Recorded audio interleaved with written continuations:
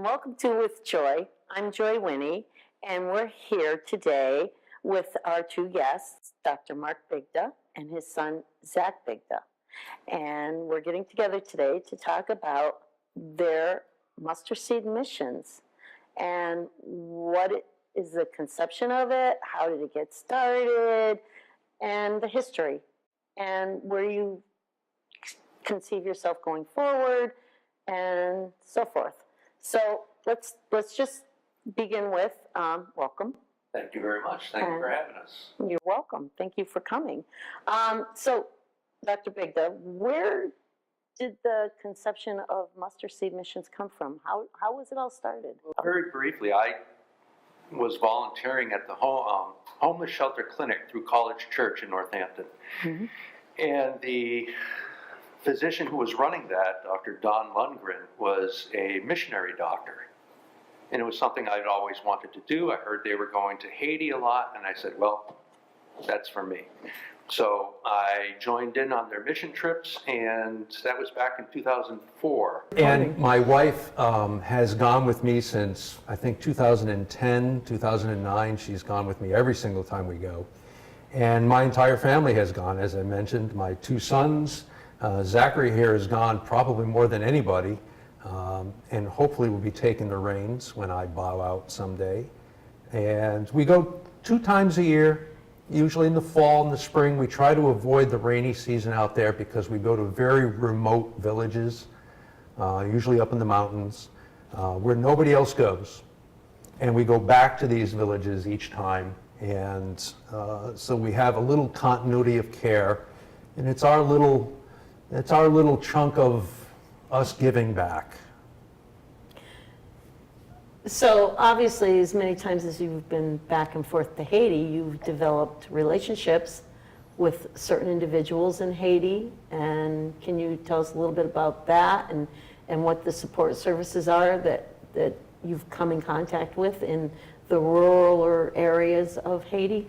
Absolutely. We have a small home in the town of Lacaille, and Lacaille some people might recognize that. That's the little town city that got hit by the hurricane. Okay.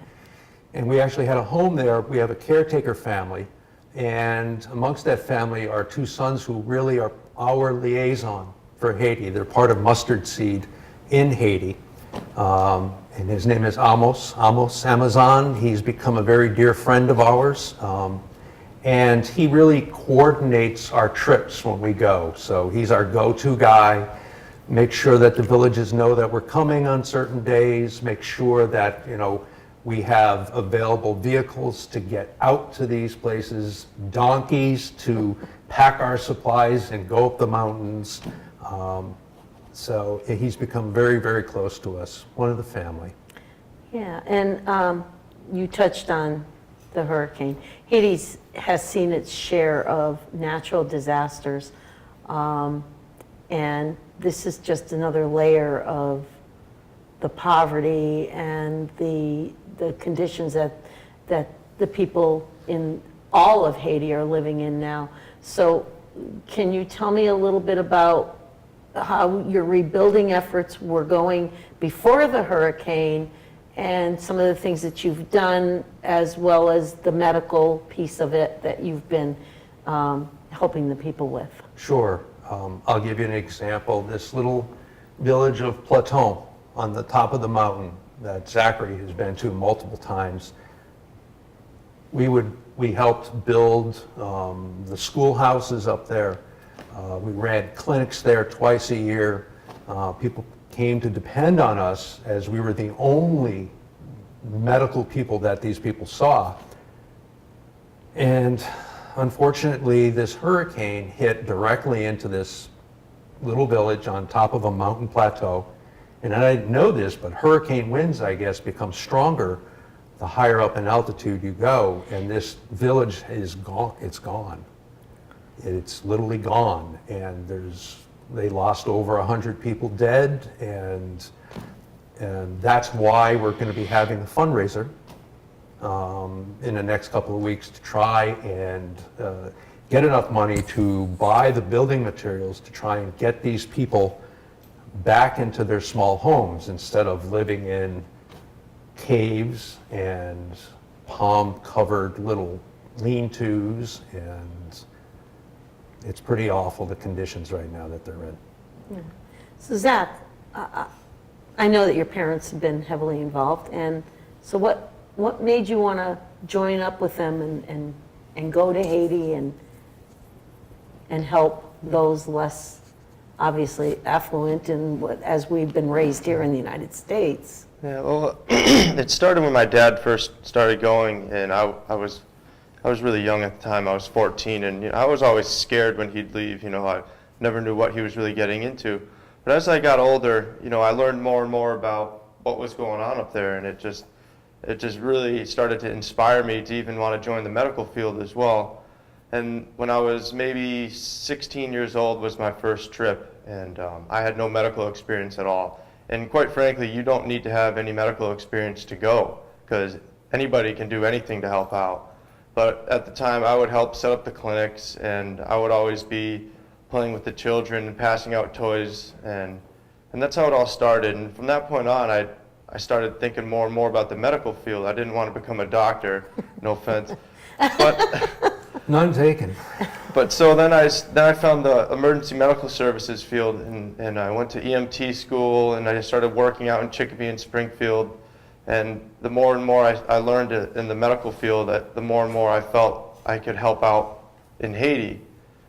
So it's been a solid 10 years that I've been going once a year maybe. I've been missing it recently because of the new job, but hoping to get back there relatively soon. Yeah. So your last trip was canceled because of unrest? Unrest, actually the presidential elections for Haiti was due in October, and unfortunately the violence there had ramped up, and our friends in Haiti actually told us we could not come. So we're in the midst of canceling the trip and postponing it a week or so, and then literally the hurricane hit and just wiped our slate clean in terms of a trip. So right now, what I'm trying to do is find a time to get down there for a few days to try to help facilitate getting these supplies up to the villages. Hopefully I'll be down there within the next couple of weeks. That's going to be quite the coordination. If you're using donkeys and... No, you're absolutely correct. And the logistics of trying to get tins of sheet metal just for the roofs, never mind the wood or the nails, just the sheet metal itself, up these mountain paths that have been destroyed by the waters and the wind. It's the big thing that's hampering us right now. And the other problem is the security. Anything that has anything with supplies in it, vehicles, whatnot, are overrun and ransacked. And Yeah. we've got that issue as well. I don't want to do anything to put our people down there in any danger. So we've got a lot to kind of juggle. Yeah, I there. would imagine that supplies are short in the full country. Never mind you just trying to get these specific supplies to a specific Exactly. area. We need a helicopter. I've asked the UN. Well, Thinking maybe. they didn't have anything better to do, but nothing to lose, they're right? a little busy right now. Yeah, just a tad bit probably. All of this culminates into your passion and now your family's passion in public service. You said you started off working at the community church for the clinic, which was free, correct? Yep. Right, and as well as keeping your own practice viable and Yep. working with your own patients and everything. And now you've taken on another adventure where you've now become part of our service. Yep, absolutely. So, yeah, that was kind of like, was that really in your plan? Not really, but it was kind of one of those things that just happened, and certainly stirred my interest, and the next thing I know, I was in the military on top of everything else. Yeah, talk about the hats. Yeah, yeah, numerous hats. Numerous hats. Yeah. You got to keep them guessing, right? As well as being a parent and a Well, husband and all of these other things that are Yep. in life in general. So going back to Haiti, what are your long-range plans? Your plans now immediately are to get the goods, the viable goods of the lumber, the sheet metal, the nails, and getting them to the location. Once you do that, who's going to be doing the building? Well, we have the people doing their own building. Ah, okay. And there are community people up there who are skilled in construction, and if we provide the materials, things will get built. And one of our priorities up there is the school, which we put this beautiful roof on these two little buildings, and they're gone. And certainly people need homes first. With what people are living in right now, you and I would just find atrocious. And so we need to get them safe under a roof. And after that, we need to get these schools rebuilt to get the kids back to school. Because one of the things that Mustard Seed does is we provide payment for the teachers up on top of this village as well. And this hurricane, it has set us years back again, because we had plans on putting a small permanent clinic up there in the mountains, to be run by a nurse, and we had a lot of other plans as well. There are multiple small villages that people literally will walk 8 or 9 hours to get to us when we do arrive.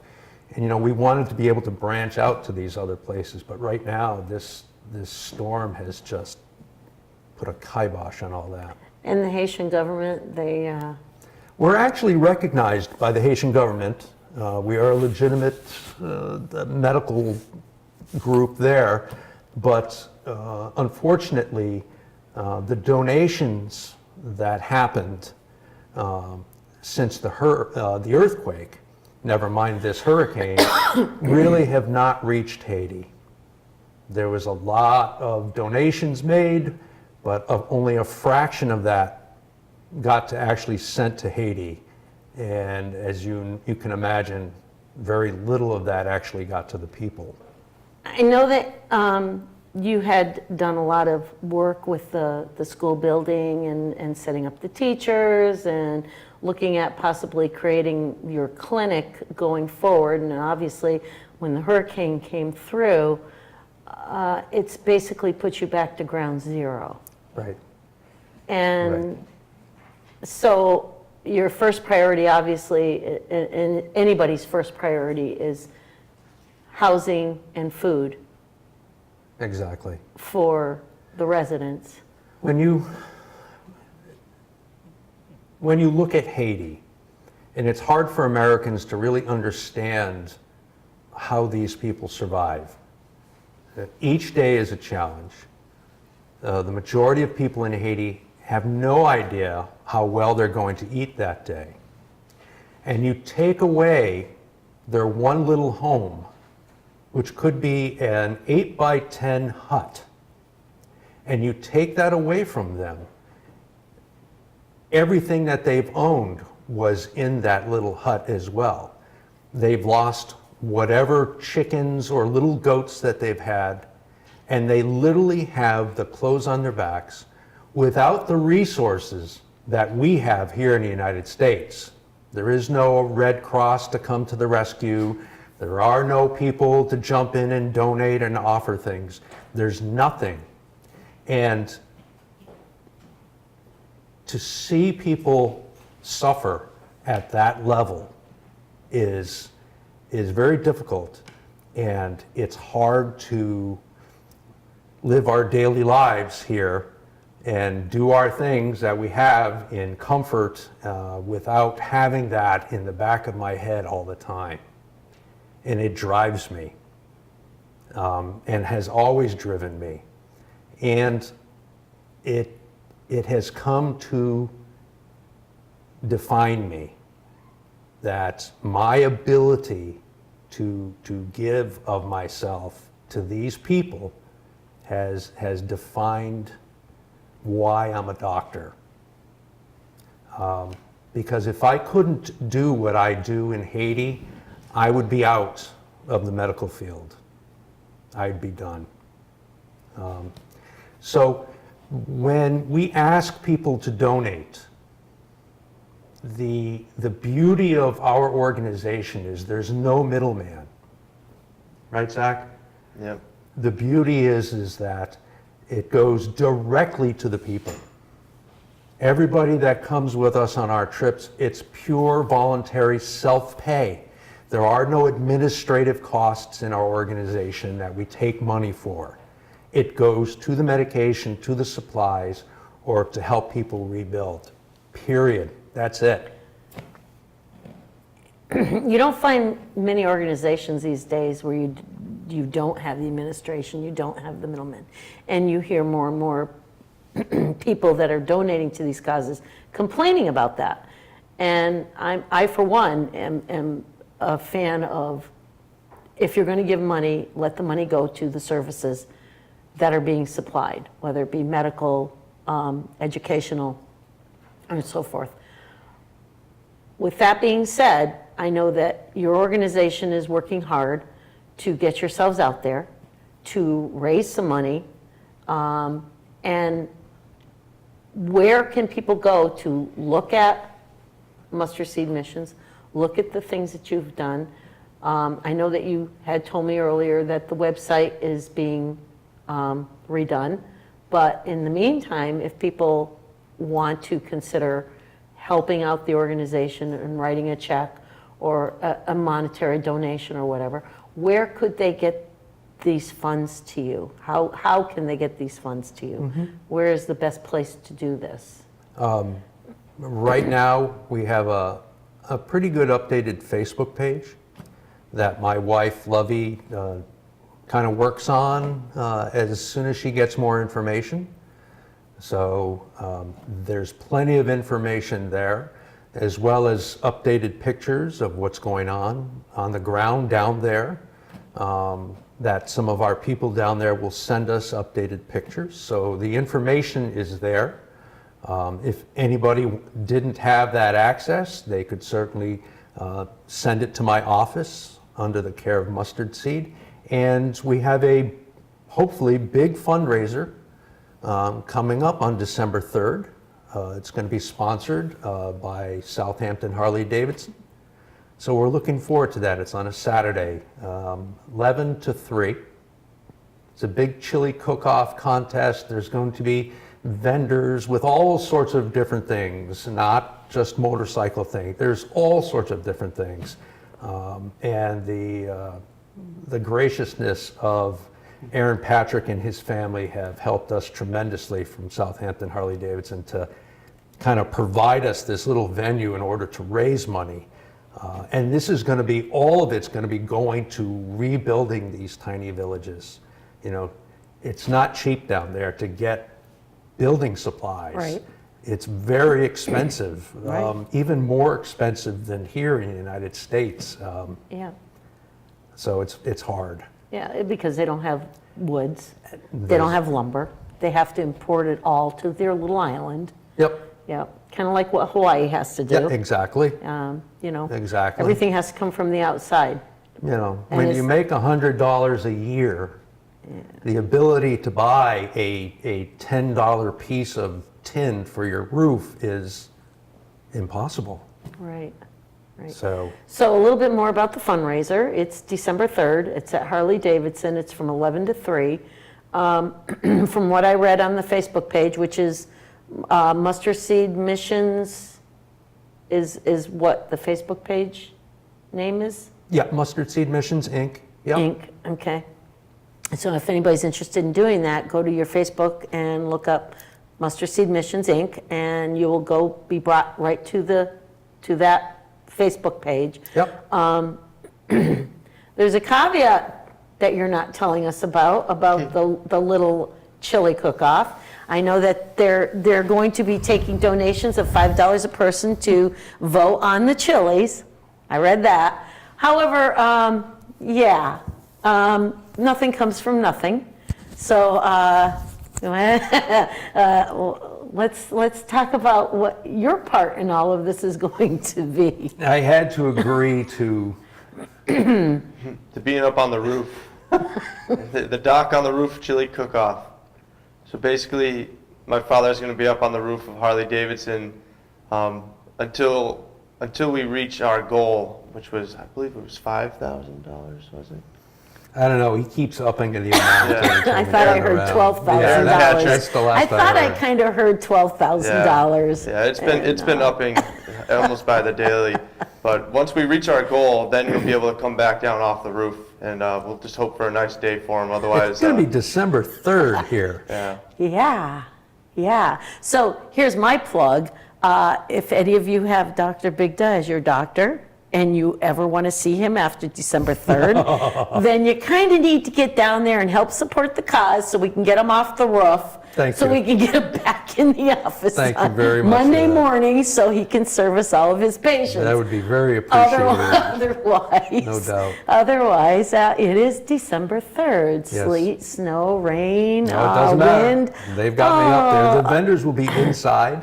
Oh, of So course. people will be warm and inside. They have a beautiful building there, so it'll be nice. And there'll be plenty of food, and so it'll be Yeah. good. They should put a telephone line up to you so that they can charge you each $1 so we can all call you and say, hey, Doc, how you doing? We're thinking about you. No.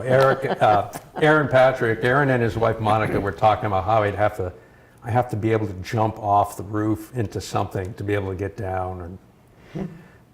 Seriously? I'm not looking forward to that. Seriously? Yeah, I'm going to call the fire department and see what they can do to help me out here. Yeah, you're going to have to call East Hampton. I don't know. No, they have a ladder truck in Southampton, don't they? I don't know. East Hampton would go. We'll see how that works out. We'll see how that works out. Jumping off a building? Okay, Superman. So, fun and games over. This is a very serious cause.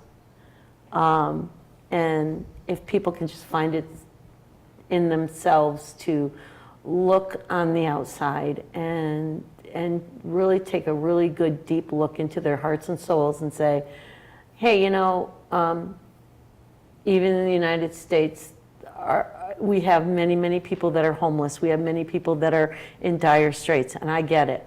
And I, working professionally in the school district, I see it. I see it every day, and I see it.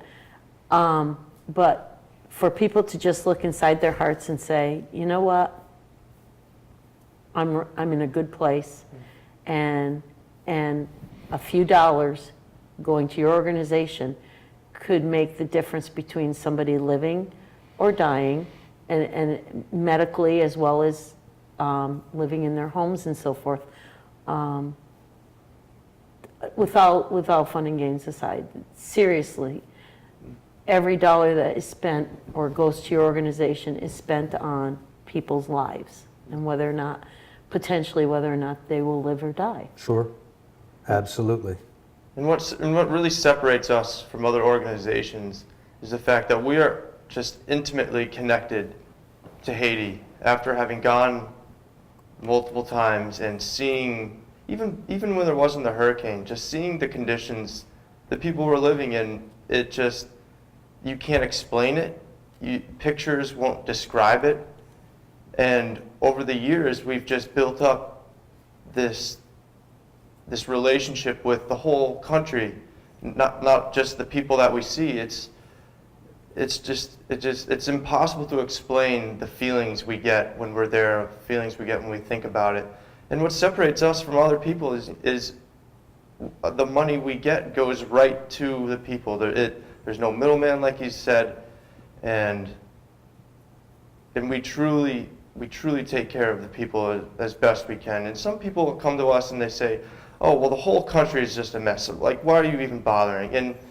And when I first started going, that really hit me hard when someone asked me that and started giving me trouble about that. And I went to my father and I asked him, this is what was said. And my father told me the story about the starfishes. And I was like, Dad, what are you talking about? And basically, the story goes, there was a father and a son walking along the beach, and after a storm, like millions of starfish were wiped up ashore.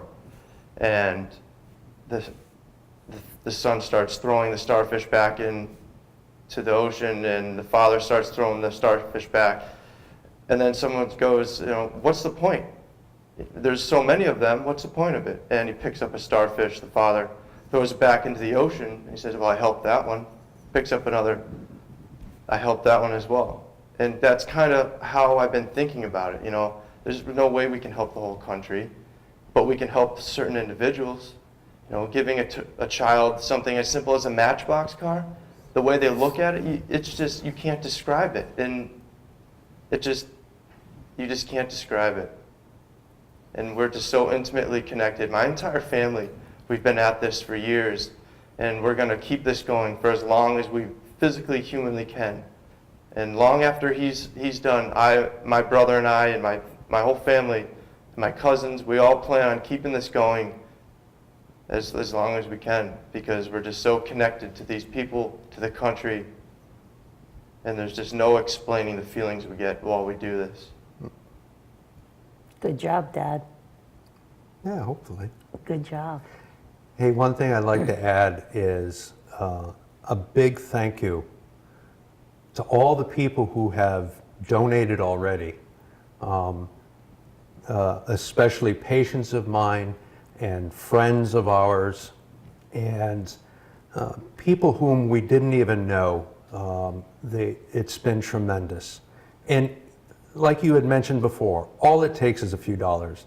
We're not looking for somebody to give us a $10,000 donation. $5 can go a long way. So hopefully this fundraiser will kick off, and we'll be able to do something, and I'll be able to get back down there hopefully within the next couple of weeks, depending on my ability to actually get there. But hopefully I have some great news, and we'll be able to update you. Awesome. Okay. All right. And with that being said, I hope that you all show up December 3rd, 11 to 3. We'll get our wonderful dog Bigda off the roof of the building.